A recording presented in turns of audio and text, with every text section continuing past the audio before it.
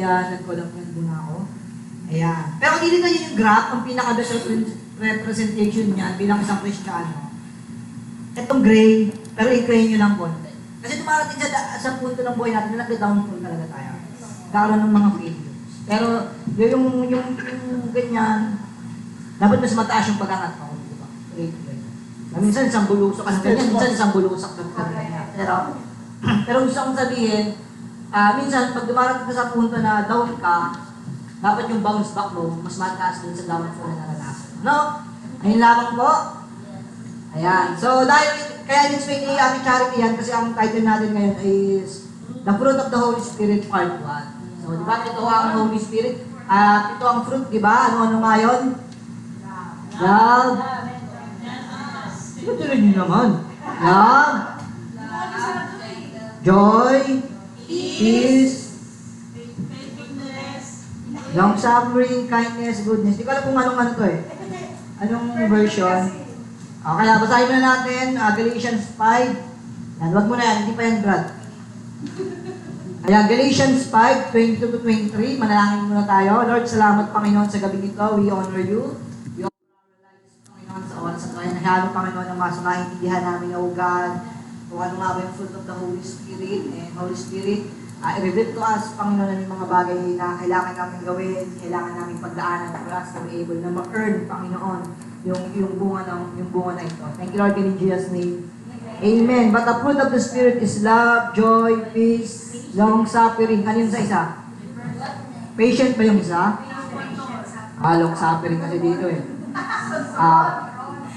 Love, joy, peace, patient, kindness, goodness, faithfulness, gentleness, and self-control. Against such there is no law. Ayan po. So ngayon po, kailangan natin maintindihan na, sabi nga dun sa graph, di ba, may pag-ganon. Sabi ko nga sa inyo, may pag-ganon, may pag-ganon.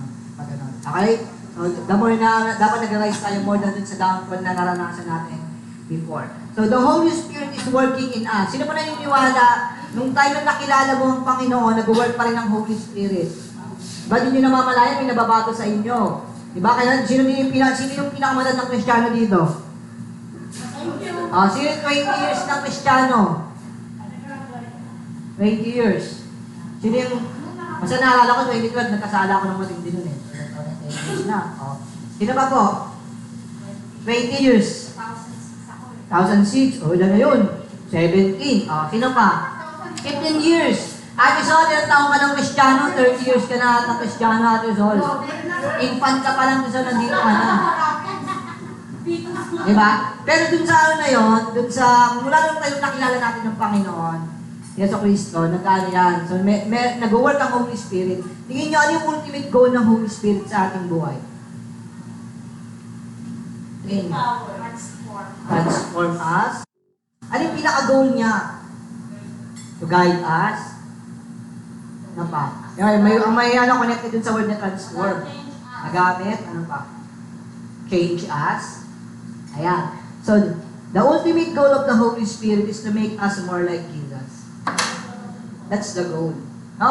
So, tandaan po natin, kaya nga may Holy Spirit is for us to be able na magkaroon ng characteristic na katulad kay Kristo. At yung characteristic na yon, yung bunga na yon, ayun nga yung fruit of the Holy Spirit. So, dun sa pitong fruit of the Holy Spirit, makikita mo na ayun yung characteristic na meron si Jesus. Nung time na nabubuhay ko siya sa earth. So, the same way, a good tree produces a fruit. The Holy Spirit works to produce certain characteristic in us.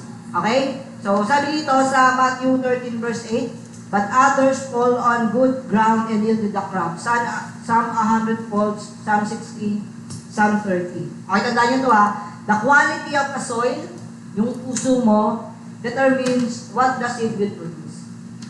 Kung mataba yung puso mo sa Panginoon, kung willing ang puso mo sa Panginoon, yung seed na mapuproduce nun, iba din. Diba? Siyempre, mahirap magtanim dun sa lupa na tiyo. Diba? Mahirap magtanim dun sa lupa na, di ba, may apat na kasing lupa na binigay doon. So, ang nais ng Panginoon maging good soil ang heart natin. Kung ano yung itinanim ng Panginoon, ayun yung magbubunga. Diba? So, kaya nag-work ang Holy Spirit sa atin. Upon the work of the Holy Spirit, kailangan yung puso natin is good soil din. Diba? And another thing po, we must cultivate a heart that allows the Holy Spirit na mag-work sa atin, sa ating buhay, para magkaroon tayo ng characteristics. May sigaw po kasi ako eh. Characteristic na ni Jesus Christ. Okay? So, sabi sa Luke 8:15, but the ones that fell, and on New King James Version, that the one that fell on the ground are those who, having heard the word with a noble and a good heart, keep it barefoot with patience. Ito po yung in-explain yung parable of the sower. Tama? So, tatlong essential qualities yung nandito ng Panginoon. May iba't ibang klase kasi puso. Yung una is yung divided heart, Hosea 10:2, tandaan nyo lang yung verse.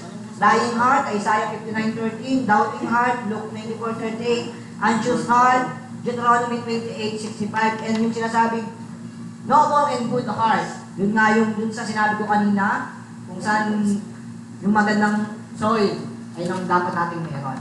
So, hearing and holding on to God's word, kasi po, napaka-importante for us to be able na magkaroon ng puso na katulad ng soil na hinahanap ng Holy Spirit.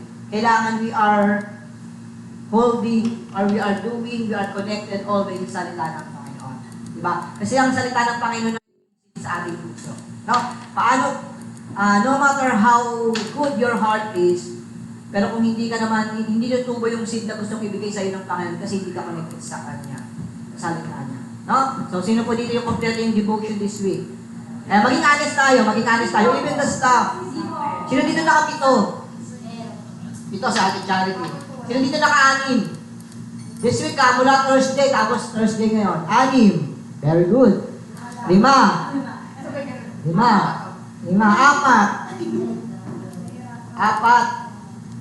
3. 2. 1. Sino walang devotion this week? Ayan. So, kasi, mahihirapan mag-work sa atin ng Holy Spirit kung hindi tayo connected sa salita niya. Sa salita ng Panginoon. Tama po ba? Tama po ba ako? Tama po ba ako? Ayan. So, another thing po is yung word na persevering. Ano po ba yung word na persevering? Tsatsaga. Ibig sabihin, gagawin pa rin yung bagay kahit maraming hindrances. Kahit nahihirapan ka, kahit maraming sagabal, kahit hirap ka na, gagawin pa rin yung mga bagay na yan. Same as, para ma-earn natin yung fruit of the Holy Spirit. Best example nito, halimbawa, hindi mo kasi ma-earn yung love if hindi mo matutunang mahalin yung mga tao hindi mo kamahal-mahal. Diba? Halimbawa, nag-pray ka, Lord, gusto ko ng patient, Lord, bigyan mo muna ako ng patient. Tapos biglang, maya-maya, 1 minute later, biglang biglang darating. Di ba sabi kasi sabi mo sa Lord, kala ko bibigyan mo ako ng patient. Ayun na nga yun eh. Kaya bibigyan ka ng something na naiirita ka para matest yung patient mo. Para ma-earn mo yun. No, di ba? Part po ng, ng persevering, ay part po na para ma-earn natin yung fruit of the Holy Spirit, yung word na persevering. Gagawin mo pa rin yung mga bagay na gustong ipagawa ng Panginoon. Kahit na may hindrances, kahit nahihirapan ka na, kahit irita ka na sa buhay. No? So, ay mag-activity lang tayo. Basic lang naman yung gagawin natin. Ayan. Then, pakita mo muna yung tatlong picture natin. Picturean nyo na lang. Ay, di, mamaya na pala. Hanap na lang kayo ng grupo nyo. Tatlong grupo. Dalawa kayo. Partner na lang. Ayan, okay na yan. Sino yung gusto ng love? Ayan, sila Nanay Atisol. Ng joy. Ayan, sa inyo, please. Tatlang part 1 kasi tatagalang. No? So, ayan. Picturean nyo na lang kasi mga key verses natin. So, tignan nyo yung picture. Ayan yung picture. Okay na? Picturean nyo natin. Basta yung picture nyo cross. Okay. Sa joy po. Yung key verses, tandaan nyo na lang. Ayan, joy. Habang 3:17, Philippians 4:4. Yung makikita nyo, nung maitsura niyan, mukha bang naamokas. Okay na, ayan, peace. Philippians 4:67, Colossians,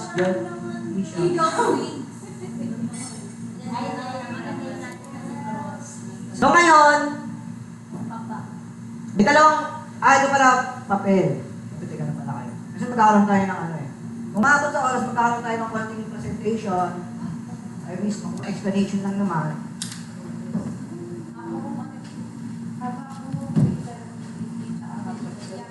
Okay po?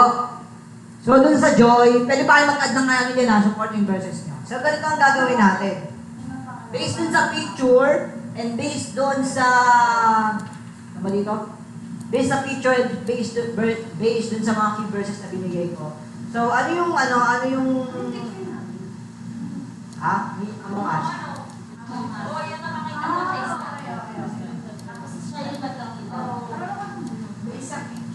Based dun sa picture and based dun sa...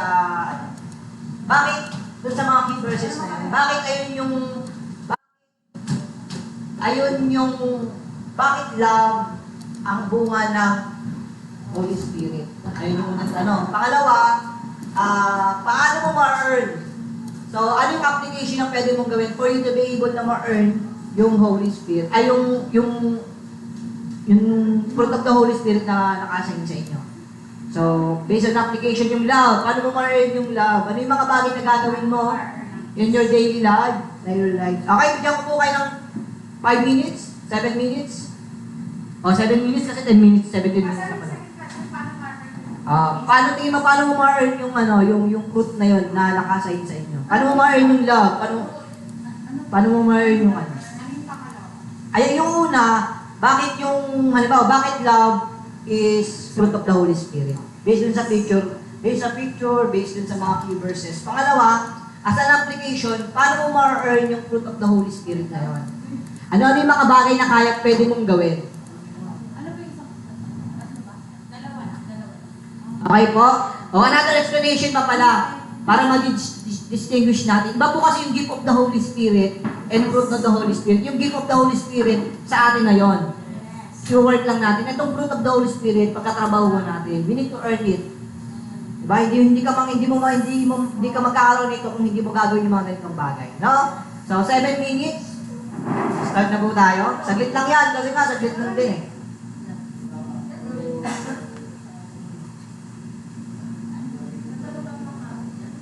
Yan, i-connect nyo dun sa picture ha. Brad, paano mo nga sa Joy? Ito magandang ano dyan, itong Kegul. Brad, balik mo nga sa Joy, yan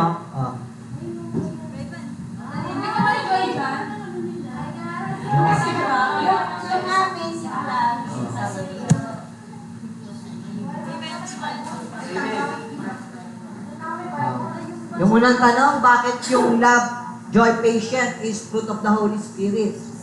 Based yun sa key verses, based yun sa picture. Pangalawang tanong, paano mo ma-earn as an application yung fruit of the Holy Spirit na nakasign sa inyo? 5 minutes na lang.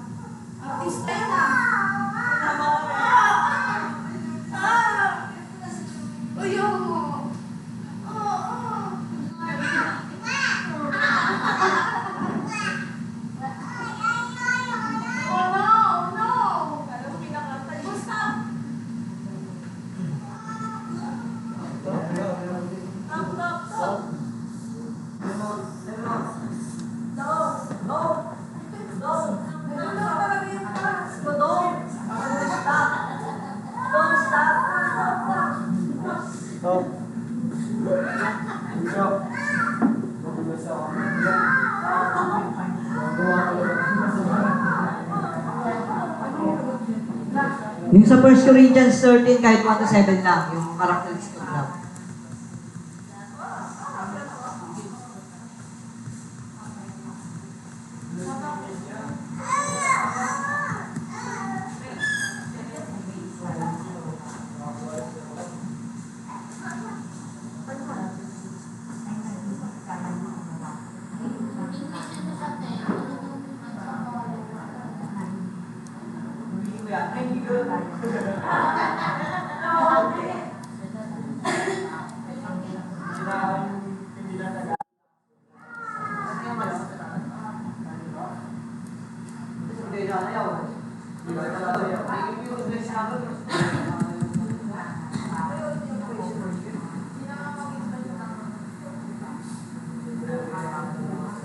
Mag-uusapan yun sa Monday. Pinasa niya sa akin.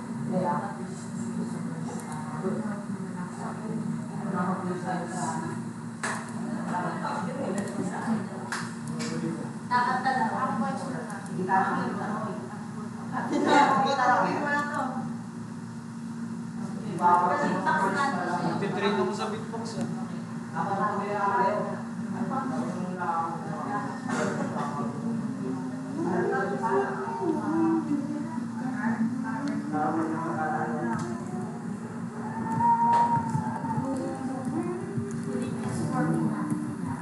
Three minutes.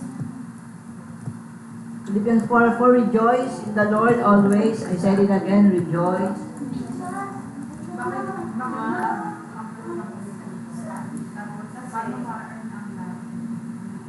Ano yung application? Ano yung mga possible na pwede mong gawin? Mahalin yung mga hindi ka mahal-mahal. Halimbawa sa joy. Nakipfruit of the Holy Spirit siya. Kasi hindi naka-base.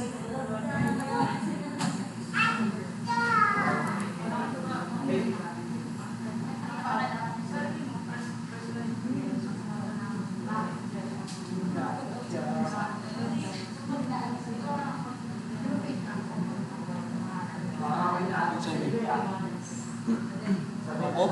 Ang sabi na? Para sa...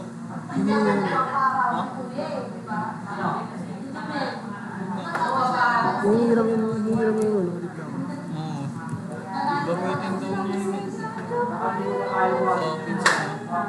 Picture ko ba? Sa akin.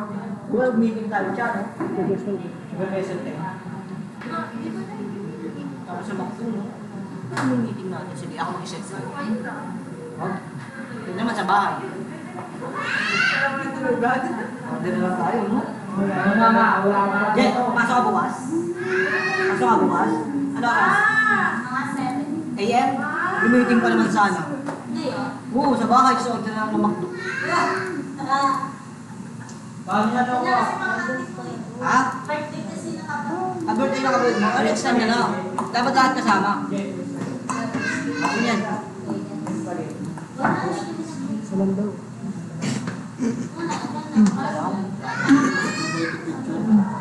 Okay lang po eh, kasi pwede naman sila pastor eh. Tagalog eh. Ano yun bro eh? Iba yung pagpapala sa mga tao na yan. Hindi ko sa pastor.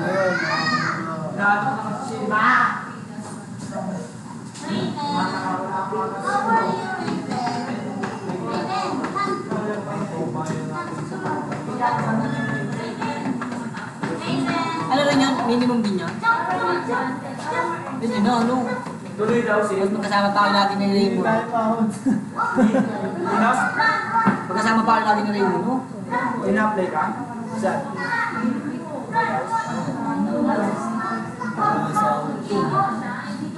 Ano na gagawin ko? Ako sa'yo tayo mga pakalaw. Okay na po? Okay na? Mabibigyan ko po kayo ng 1-minute presentation. Overtime na?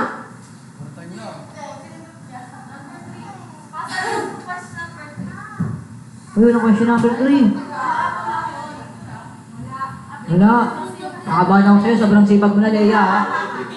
Pass, ilang minutes na kami, pass? Ilang minutes na lang, pass? 10 minutes? Ah. Okay lang. Okay lang po. Okay. Sino pang representative ng Team Love? Yeah, Team Love. Ganda. Ayan po. So, dito po kayo sa harapan. Ayan. Explain mo lang bakit ang to ay School of the Holy Spirit. Ayan po. Makinig po ang lahat. Sabi, ayon to sa 1 Corinthians 13, na namin na si love is God. Ay, as sa Luke 6:32-35, sinasabi doon na nandun yung pagtanggap mo sa ibang tao. Hindi lang siya nagmahal ka lang. Parang hindi ka pwede magbigay. Pwede magbigay na walang pagmamahal, pero hindi ka pwede magmahal nung hindi ka nagbibigay. Tapos doon naman sa John 16:12, sabi doon na yung love, nagbibigay ng karunungan sa atin. Kumbaga, hindi lang siya talaga, tawag dito, action, kundi meron siyang mas malalim pa na kailangan mong gutin. Diba? Kasi wisdom si Lord eh. Tapos, paano mo siya ma-earn? Siyempre yung love, kapag namumuhay sa'yo ang Panginoon, ma-earn mo siya. If God is living in your heart.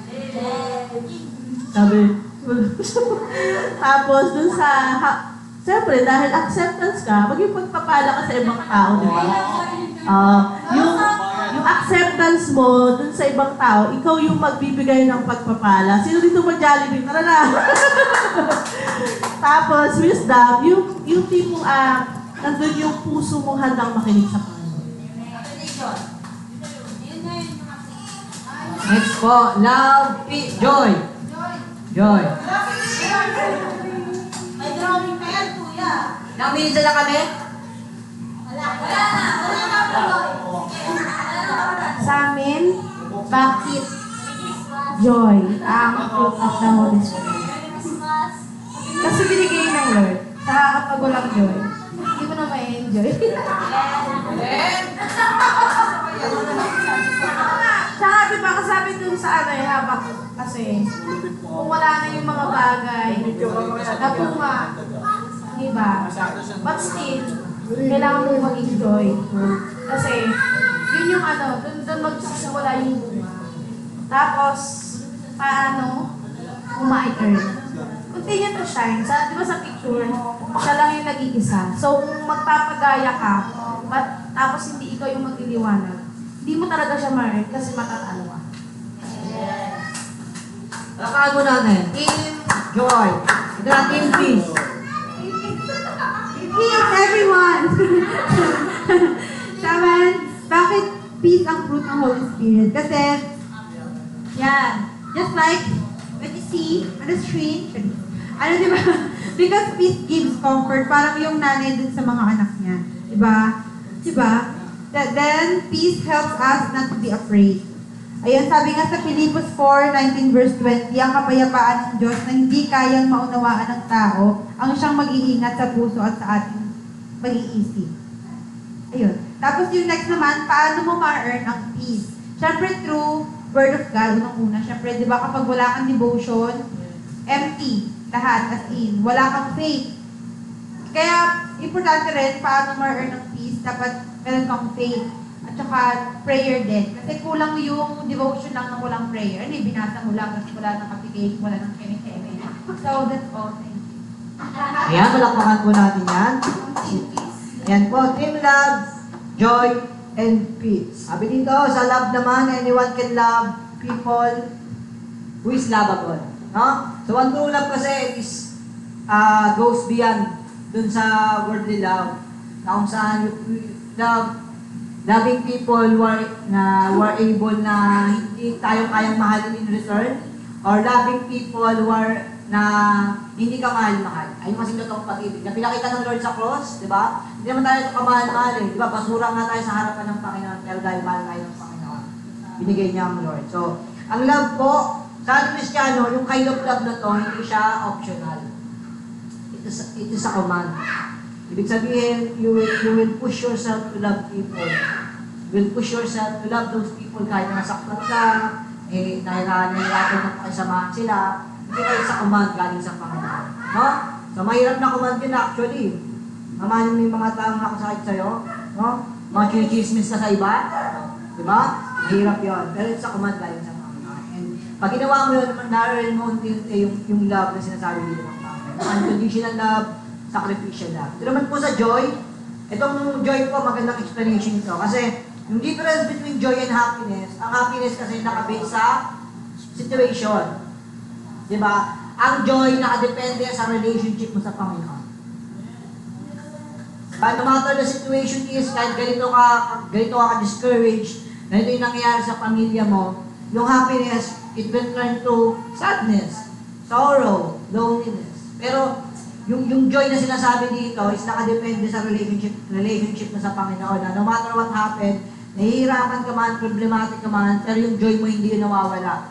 Na nandun pa rin yung hope mo, na alam mo, deep inside your heart, na kasama mo yung Panginoon. No, yung joy na yun, hindi nawawala yan sa isang Kristiyanong laging sinisik yung Holy Spirit. Okay po? Ayan. So, ay pangatlo yung peace. Ayan. Yung peace kasi, sabi dito, peace is the absence of conflict. Ibig sabihin, yung kawalan ng kaguluhan. Diba? Pero ang totoong peace daw, true peace comes from the result of reconciliation. Ibig sabihin, pag-aayos dun sa pag sa pag-ano ulit, ang tawag dito? Reconnection, di ba? Meron po tayong conflict between us and sa Lord. And dumating niyang si Jesus Christ, nagkaroon po tayo ng reconciliation. So, titignan niyo po, ano ba, may kagalit kang kapatid mo, kagalit kang co-pitman mo, kagalit kang co-Christian mo, di ba? Kahit sabihin mong kahit sabihin mong matagal na yung conflict na yun, there's something pa rin between you and that person. Diba? Pero kung magkakaroon po ng reconciliation, true peace will come. Diba? And also, based dito sa diba, hindi yung peace hindi rin nakabase dun sa storm. Diba? Nakabase yun if you are inside in the presence of God. So kahit grabe yung storm na nangyayari, kahit may thunderstorm pa dyan, pero yung eagle, yan, represents God. But if we are inside the presence of God, nandun lagi yung peace na meron tayo. No? So, huwag natin isip yung peace sa ibang tao, huwag natin isip yung peace sa Facebook, di ba? Huwag tayo masyadong ng attention sa Facebook, di ba? Isip natin yung peace sa Holy Spirit, inside the presence of God. No? So, as a conclusion po, tandaan natin na ayan. So, yung love, joy, and peace are the fruit at link yan po sa emotion natin. Siyempre, emotion pa rin yan. Nasasawag pa rin namin yan. Diba? Kaya nga yung level of love, joy, and peace na meron ka, nakadepende yan sa level of intimacy mo sa Panginoon. Diba? Kung okay yung relationship mo sa Panginoon, yung love mo sa pamilya mo, okay din. Diba? Kahit hindi Kristiyano yung asawa mo, okay na okay kayo eh. Kasi okay yung relationship mo sa Panginoon.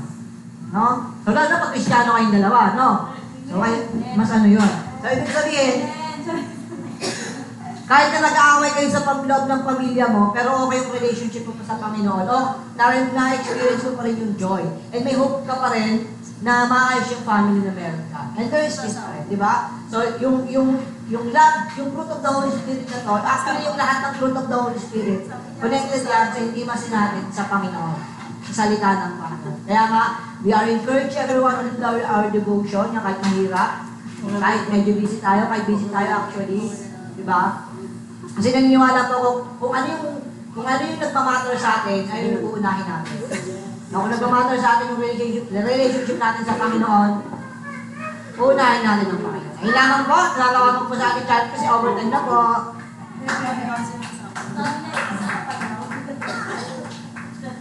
Tatawagan po sa ating chat. Halimbawa po, yung